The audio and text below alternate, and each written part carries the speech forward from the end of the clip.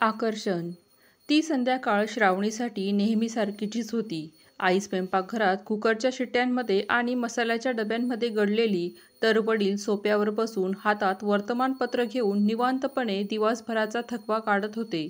श्रावणी अभ्यासाच्या टेबलावर बसलेली होती, पण तिचं डोकं पुस्तकात नव्हतं, तर खिडकीतून दिसणाऱ्या अंधारलेल्या आकाशाकडे लागले होते.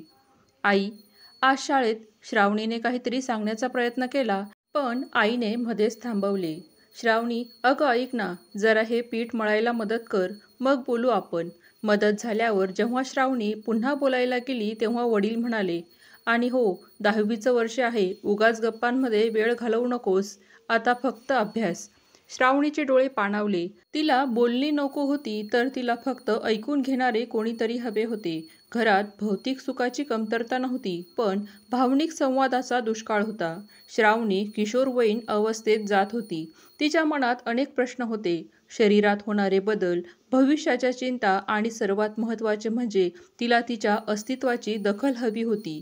तिला वाटायचे, मी एक व्यक्ती म्हणून महत्त्वाची आहे, फक्त 10वीची विद्यार्थिनी म्हणून नाही.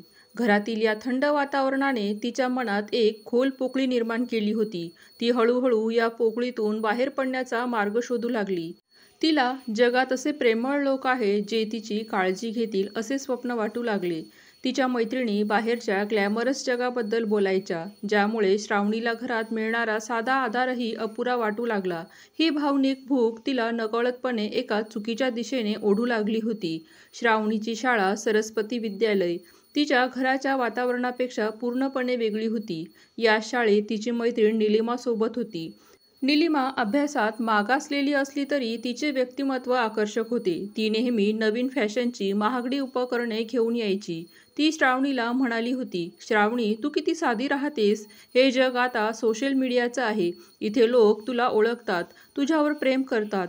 निलिमाच्या आग्रहामुळे श्रावणीने एका लोकप्रिय चॅटिंग ॲपवर आपले प्रोफाईल बनवले. घरात अभ्यास करते असे खोटे सांगून ती रात्री उशिरापर्यंत फोनवर वेळ घालवू लागली.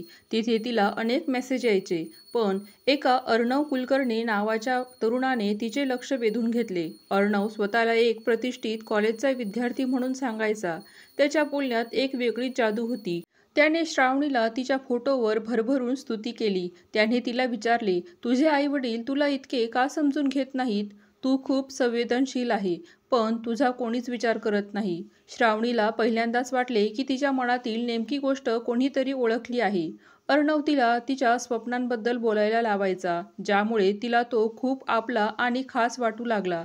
घरातून मिळणाऱ्या उपेक्षित वागणुकीमुळे तिचे मन अर्णवच्या या आभासी स्नेहाकडे वेगाने ओढले गेले. ती आता सतत त्याच्या मेसेजची वाट पाहू लागली आणि अभ्यासाकडे पूर्ण दुर्लक्ष झाले. अर्णवने तिच्या मनात प्रेमाचे एक सुंदर चित्र रेखाटले होते. तो तिला माझी जीवनसाथी, माझी प्रेरणा अशा भावनिक शब्दांनी मोहित करायचा. श्रावणीला वाटू लागले की हेच खरे प्रेम आहे. जोडीदार म्हणजे असाच असायला हवा, जो तुम्हाला प्रत्येक क्षणी महत्त्व देतो. काही दिवसांनी अर्णवने तिला प्रत्यक्ष भेटायला बोलवले.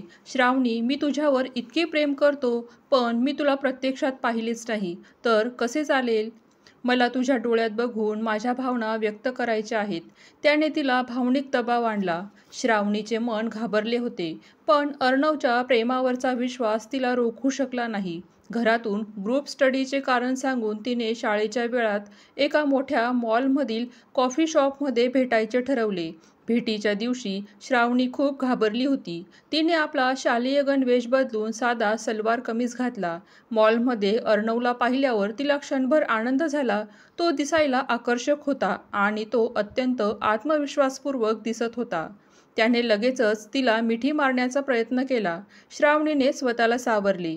जेव्हा ते कॉफी शॉपमध्ये बसले तेव्हा अर्णवने फक्त स्वतःबद्दल बोलणे सुरू केले आणि श्रावणीला विचारले, आपल्या नात्यावर विश्वास ठेवायचा असेल तर तू मला आता एक खास गोष्ट दे.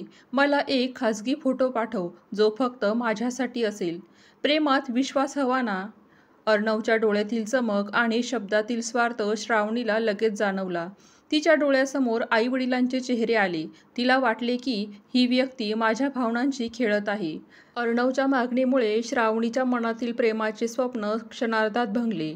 तिला जाणवले की हे प्रेम नाही, फक्त केवळ शारीरिक आकर्षण आणि गैरवापर आहे. तिने त्वरित स्वतःला सावरले. ती उठून उभी राहिली आणि कठोर आवाजात म्हणाली, "मला हे करायचे नाही अर्णव. मला जायचे आहे." अर्णवने तिला धमकावण्याचा प्रयत्न केला. "तू तू जर आता गेली तर मी तुझा मागोवा घेईल. तू जे काही ऑनलाईन बोलली आहेस त्याचे स्क्रीनशॉट माझ्याकडे आहेत." श्रावणी खूप घाबरली, पण तिने निश्चय केला. ती रडत पळत मॉलमधून बाहेर पडली. घरी परतल्यावर तिच्या मनात प्रचंड गोंधळ उडाला होता. तिला निलिमाचा राग आला. तिने तिच्यामुळेच हे पाऊल उचलले होते. दुसऱ्या दिवशी शाळेत तिने निलिमाला स्पष्टपणे सांगितले, "मला तुझ्यासोबत मैत्री ठेवायची नाही. तू ज्या मार्गाने जात आहेस तो चुकीचा आहे." निलिमाने तिला धमकावले, "तू आता अर्णवच्या विरोधात गेलीस तर तो सोशल मीडियावर तुझे नाव खराब करेल." श्रावणीला रात्री झोप लागत नव्हती. तिला सतत वाटत होते की अर्णव तिचा फोटो मॉर्फ करून किंवा तिचे चॅट सार्वजनिक करून तिचे आयुष्य खराब करेल. तिच्या अभ्यासातील गती थांबली. ती शांत पण हरवलेली दिसू लागली. या चुकीच्या निर्णयामुळे तिच्या जीवनातील 10वीचे महत्त्वाचे वर्ष धोक्याचे आले होते. ती आता एकटी पडली होती. या भयानक तणावातून बाहेर पडण्याचा मार्ग मात्र तिला दिसत नव्हता. श्रावणीचा चेहरा फिकट झाला होता. ती जेवणही नीट करत नव्हती. अनेक दिवस हेच चित्र पाहिल्यावर आईच्या मनात शंकेची पाल चुकचुकली. रात्रीच्या वेळी जेव्हा वडील झोपले होते तेव्हा आई श्रावणीच्या खोलीत गेली. ती तिच्याजवळ बसली आणि तिचा हात हातात घेतला. "श्रावणी, तू इतकी घाबरलेली का आहेस? तुझ्या डोळ्यात भीती आहे, जी मी कधीच पाहिली नाही. बाळा, तू मोठी होत आहेस आणि या वयात चुका होतात. पण माझ्यापासून काही लपवू नकोस. मी तुझी आई आहे, शिक्षिका नाही." आईच्या या शब्दांनी श्रावणीच्या मनात जमा झालेला बांध फुटला. ती ढसाढसा रडू लागली आणि तिने अर्णवशी झालेले चॅटिंग, भेटीची मागणी, फोटोची मागणी आणि अर्णवची धमकी सगळं काही सविस्तर सांगितलं. बोलताना तिच्या डोळ्यातून पश्चाताप आणि भीतीचे अश्रू थांबतच नव्हते. आईने तिला मिठी मारली. आई म्हणाली, "मी खूप मोठी चूक केली श्रावणी. मी फक्त तुझ्या अभ्यासाकडे लक्ष दिले, पण तुझ्या भावनांकडे दुर्लक्ष केले. तू बाहेर स्नेह शोधायला लागलीस, कारण मी तुला तो घरात दिला नाही." आईने श्रावणीला रागवले नाही, उलट तिला आधार दिला.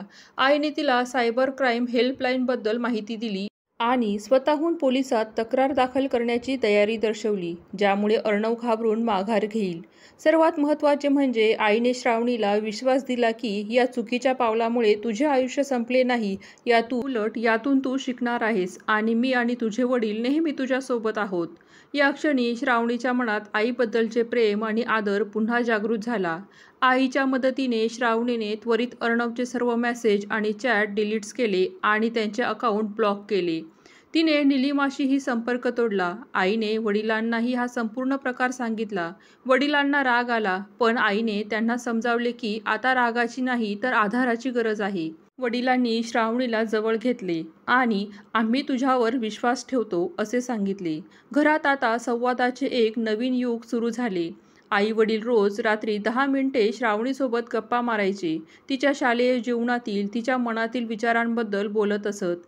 श्रावणीला आता घरात आपलेपणा जाणवत होता, ज्यामुळे तिला बाहेरील आकर्षणाची गरज वाटत नव्हती.